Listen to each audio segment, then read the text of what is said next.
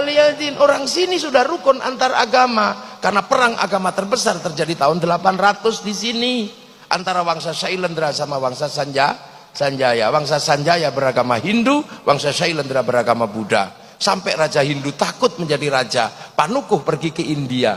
Di India belajar ilmu arsitektur, pulang dikenal dengan nama Resi Gunadarma. Yang Raja Shailendra bernama Garung bergelar Semaratungga, anti Hindu. Tapi begitu menang perang, dia putus asa karena mau bikin candi nggak punya arsitek. Maka arsitek yang disuruh bangun adalah orang Hindu yang bernama Panukuh. Lahirlah candi Hindu, candi Buddha, nuansanya Hindu yang dikenal dengan Sambara Budura, Borobudur. Makanya kalau ada yang mengatakan Borobudur tinggalan Nabi Sulaiman, tertolak dengan teori itu.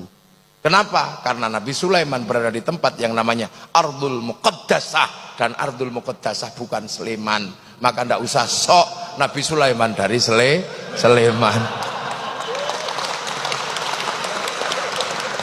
Lah iya, saya nanya jin yang paling tua bukan katanya.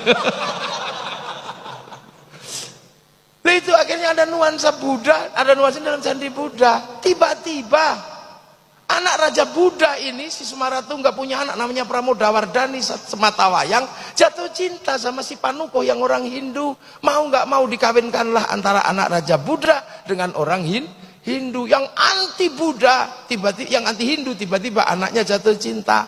Makanya yang kemarin 0102 jangan terlalu serius, jangan-jangan anakmu saling jatuh cinta. Apalagi sekarang Pak Jokowi sama Pak Prabowo jadi satu. Ini hanya terjadi di Indonesia. Gak usah malu, gak usah malu, gak usah malu. Yang kemarin mau jihad, mau apa, gak usah malu. Kalau engkau tidak menangkan kami, aku takut tidak lagi yang menyembahmu. Udah gak usah, gak usah.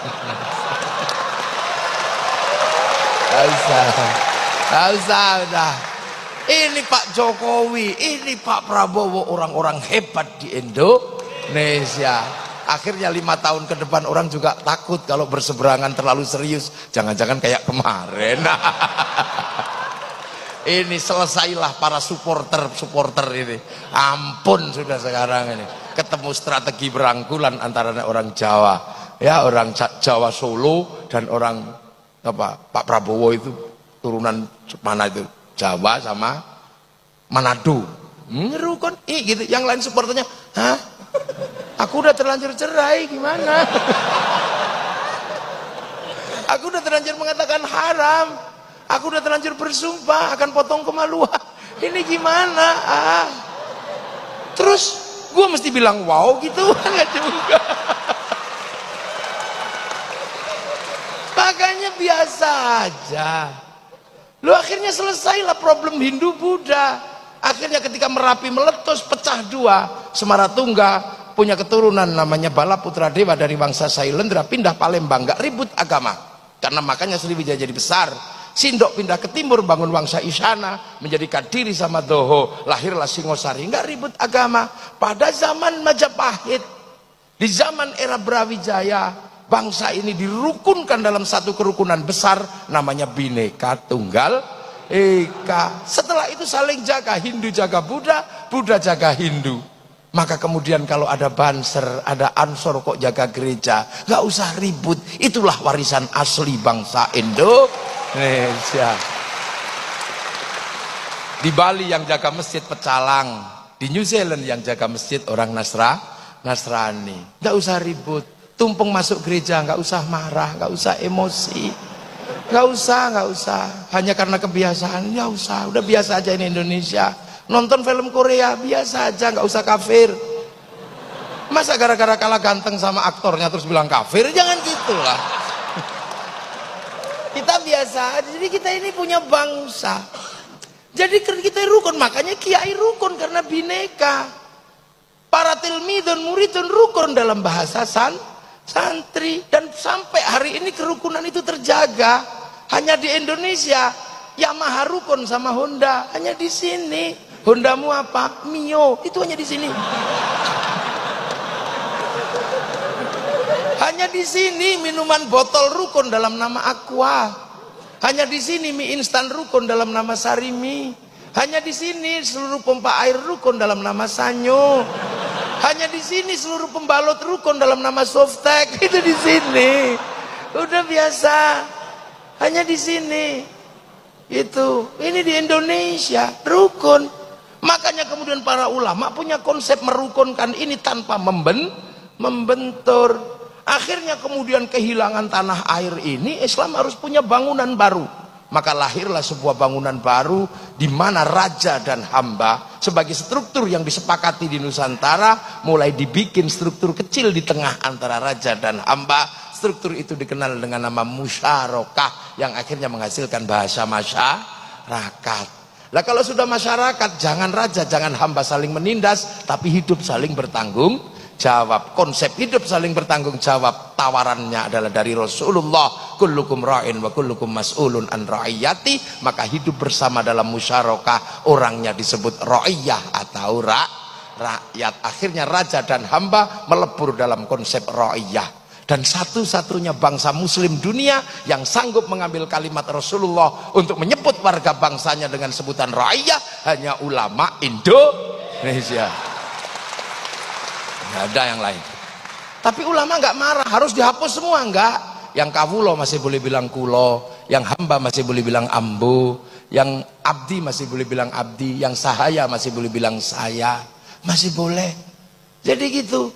Lah terus kemudian ro'iyah kalau ngumpul, Al-Quran menjelaskan wasyawirhum fil amri, maka kemudian lahirlah konsep musyawarah. Nah kalau musyawarah jangan menang-menangan sendiri. Al-Quran mengajarkan tafassahu fil majalis wafsahu yafsakhillah. Maka ruang musyawarah namanya majelis. Ngangkat pemimpin standarnya wasi'a kursiyus samawat, maka kedudukan pemimpin disebut kursi. Sunan Ampel nata ini semua. Datuk Ribandang dikirim ke Sulawesi, Aryo Abdillah dikirim ke Palembang, Hatib Dayan dikirim ke Kalimantan. Lahirlah sistem ro'iyah, sistem musyawarah, musyarakah. Kemudian ini bersatu, Belanda datang, dilawan secara bersama-sama. Belanda pergi, daerah yang merupakan konsep para wali bersatu dalam sebuah nama wilayah. Artinya al-wali meninggalkan wilayah, dan wilayah itu dinamakan Negara Kesatuan Republik Indonesia. Makanya kalau ada pertanyaan kenapa Arab satu bangsa bisa pecah menjadi puluhan negara, kenapa Eropa satu bangsa bisa pecah menjadi puluhan negara, tapi kenapa Nusantara yang puluhan bangsa mampu bersatu dalam satu negara? Karena ada santri, ada kiai. Ini jawabannya. Dan kalian menikmati itu hari ini, siapapun apapun aliranmu, menikmati itu. Yang Nasrani, yang Hindu, yang Buddha, yang Islam menikmati itu semua pada konsep besar Bhinneka Tunggal Ika. Makanya kita pakai merah putih. Penyelesaian kita antar bangsa pakai Pancasila. Makanya jangan kau bawa sistem penyelesaian bangsa lain menggunakan dibawa ke sini. Perdebatan penyelesaian bangsa setelah Bung Karno, zaman Balai Pustaka, apakah akan diselesaikan dengan cara Eropa? Tidak bisa. Lahirlah sebuah novel yang kemudian dikasih judul Salah Asuhan. Apakah akan diselesaikan dengan cara Arab? Tidak bisa. Lahirlah novel di bawah lindungan Ka'bah. Apakah akan diselesaikan dengan cara Indonesia full? Tidak bisa. Kenapa? Lahirlah novel namanya Siti Nurbaya. Apakah akan diselesaikan dengan cara Belanda? Lahir tenggelamnya kapal Van der Wijk. Apakah mau diselesaikan dengan itu? Nah sekarang banyak yang menganggap bangsa ini sakit, tiba-tiba membawa penyelesaian dengan cara dari luar. Makanya aneh. Membawa Hizbut Tahrir ke Indonesia itu aneh. Hizbut Tahrir didirikan oleh Taqiyuddin An-Nabhani untuk menjadi problem solvingnya bangsa Filistin, dan itu gagal di Filistin. Maka kenapa kau bawa produk gagal masuk ke Indonesia? Jangan. Ikhwanul Muslimin kemudian mau dipakai menyelesaikan problem Indonesia, nggak bisa. Ikhwanul Muslimin didirikan oleh Hasan Al-Banna sebagai problem solvingnya orang Mesir, dibawa ke Indonesia, di sana gagal, Mursi digantung. Akan kau selesaikan untuk Indonesia? Nggak mungkin. Kita bukan tipologi sana, kita puluhan bangsa bersatu dalam satu negara kesatuan Republik Indonesia.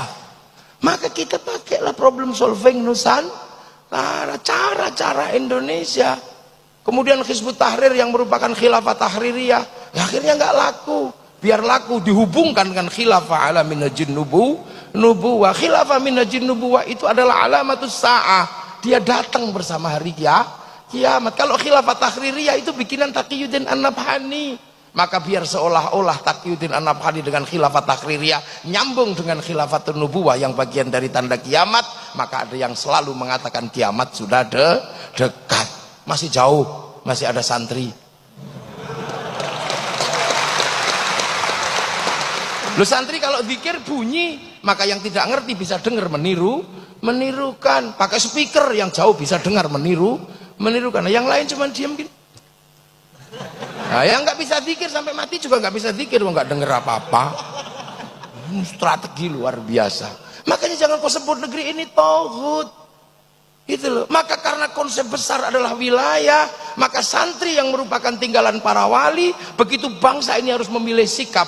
Apakah sikap memilih dasar Islam ataukah sikap memilih dasar bangsa dan negara? Kiai Hasyim Asy'ari memilih sikap bagaimana membangun bangsa dalam ketuhanan yang Maha Esa, meninggalkan yang namanya dan kewajiban syariat Islam bagi pemeluknya. Dan ketika bangsa ini diganggu, kenapa? Karena apa? Karena kedatangan bangsa yang akan mengganggu bangsa. Kesadaran wilayah, kesadaran musyarakah, kesadaran bahwa ini adalah tinggalannya para wali harus dipertahankan. Maka ketika Belanda datang, kaum muslimin melakukan perlawanan, dan perlawanan itu diambil alih oleh santri dengan bikin keputusan yang sangat syar'i, namanya resolusi jihad tanggal 22 Oktober tahun 45. Meledaklah 22 Oktober perlawanan santri, dan dari 22 Oktober lahir 10 November. Tanpa 22 Oktober, tanpa resolusi jihad, tidak ada yang namanya 10 November. Maka 10 November hari pahlawan, 22 Oktober hari santri Indonesia. Nggak bisa. Lah kenapa bermula dari mana? Dari merah putih. Berawal dari merah putih.